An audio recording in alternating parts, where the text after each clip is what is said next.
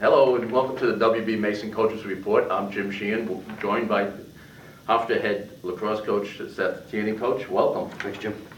Let's get right to it. A tough weekend up in Ithaca, New York. The Pride falling to number 10 Cornell, 14-5. Your assessment of the game? You know, a little bit of the tale of two halves. Again, you know, we've been justifying it. We haven't lost a game, you know, like that in quite some time. And it was a tale of two halves. 6-4 at half. I thought we were, you know, scrapping. They were a very, very balanced team. They're very good. They got some things going on at the face-off X that are, you know, they got the best of us there. And when you fall behind, and you know, it's hard to win a face-off. It's hard to catch up. So they had the ball, excuse me, the entire second half. It was a tough one. It was a tough mental game for us, and you know, we got to cut it loose. The magic of conference play is still here. There's some scenarios out there that are astounding to me. You know, certainly, you know, after the year that we've had, that if things can fall our way, we can make them fall our way, and a couple people lose a couple games. I mean, I think mathematically we can technically be tied for first in the conference when it's all said and done, with 3-2 with a lot of teams. With that, we need to make sure that we just we go down to Towson and just play our best lacrosse. But the Cornell one was a tough one to take, especially the second half. It was a 4-3 game, and then Cornell kind of opened it up a little bit. Looking at the film on Sunday and yesterday, what did you see that turned everything? Yeah, again, I think the fine line between the reasons and excuses. Sometimes you crisscross back and forth. You know, their guys had a better day than our guys, and you know, we've got a couple of bumps and bruises that, you know, that I think people know about, and it's hurt us a little bit. You know, I mean, Sam hasn't been 100%, and I don't know what his status is for this week. One of our best dodging midfielders as a freshman, Dylan Alderman, he just, you know, he's out. He may not be back for this week. And you know, when you're down those two guys, it becomes more trying to generate some offense. I thought we got out to a good start, scored a couple man-up goals in the first half, and scrapping it out, like I said. And then, you know, the first goal of the third quarter kind of sent a message a little bit. Came off a face-off. It came pretty early in the third quarter, and you know, it didn't bounce our way.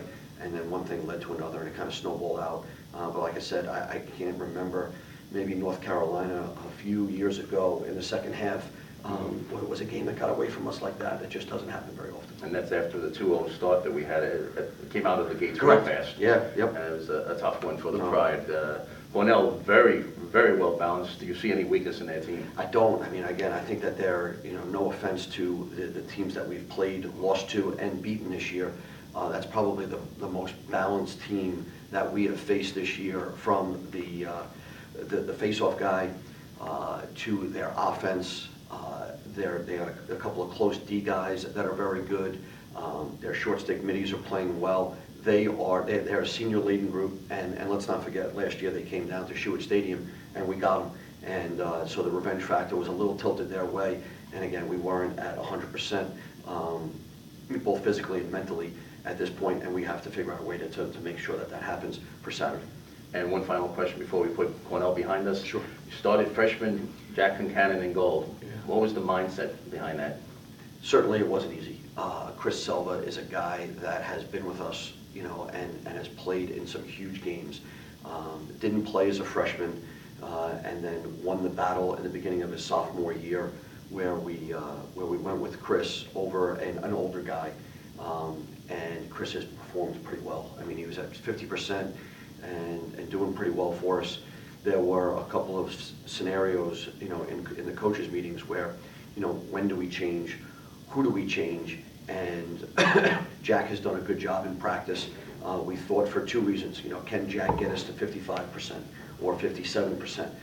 We weren't going to know unless we tried. The Cornell game, with it not being a conference game and really not having any postseason implications, because we're not in the mix for an at-large, we thought that this might be a game. Let's get a good look at him. Yes, he let up 14 goals, but if we, you know, as we look at it and break it down, there were, you know, maybe 1 or 2 goals that he would like to have back.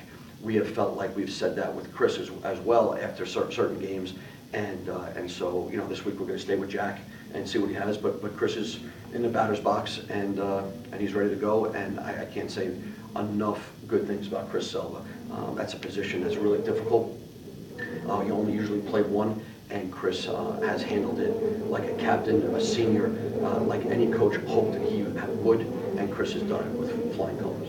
Okay, looking ahead to this week, Saturday, at Johnny Unitas Stadium down at Towson University, the Pride and the Tigers, 12 o'clock, Yep. a big conference game. The final 2 weeks, 2 games, like you said, could go either way. First place, or unfortunately.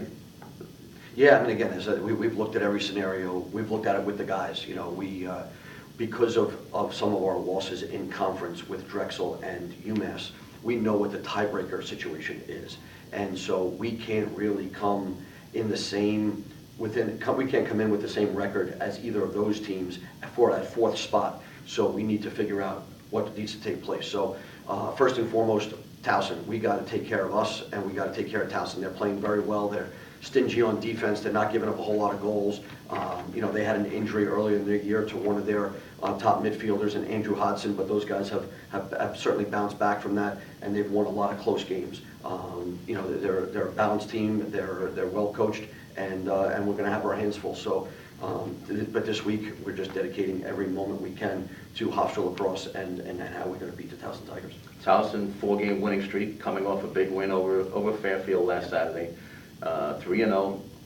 They've got like you mentioned, the top defense in the league, but also tied for the 6th offense in the league. Right. How does that sit with you? It does. I mean, again, we're coming off a game where we only put up 5 goals versus Cornell, and again, for a lot of circumstances there, but we only put up 5 goals, and we need to make sure that we're on offensively. So we're going to study their defense. We know that they play zone a little bit. We got to be prepared for everything, and we got to see if we can get healthy. I mean, that's going to be, our most important aspect of this week. It may come from Rob Sullivan in the training room. And just getting guys. We've got a couple of guys that are banged up that are going to, either play a huge role for us, or we're going to be going at it with some of our second guys. And what do you see from Towson? Joe Sider leads the Tigers. What do you see from them on attack? Big, strong Dodger and Joe, and getting to the goal, putting up some goals. I mean, we got to know where he is at any point in time. They got a transfer that from North Carolina, and the Parks kid that certainly can get to the goal. Justin Mavis, Max Susskind, is a guy that really hasn't played a ton of lacrosse for them, is now one of their leading scorers, and he plays attack, and he's this slippery guy that he moves inside, he's getting open, and they're looking for him. So they've got some firepower across the top. The kid Drenner is very good, number 22. They're facing off at just about 50% and scrapping it out there. And then certainly defensively, it's a pretty close-knit unit with Tyler White in the goal, and he's playing. He's having a good year. Speaking of Tyler White, we've mentioned this year that we keep running into goalies that make 13 or more saves. Some of them are because of our shots, and obviously some of them because of the outstanding saves. Yeah. Tyler White, what do you see in him?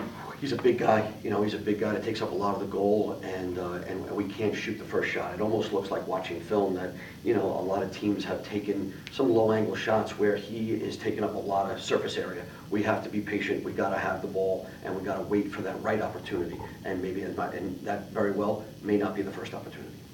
Okay, Hofstra and Towson on Saturday at 12 o'clock at Towson University.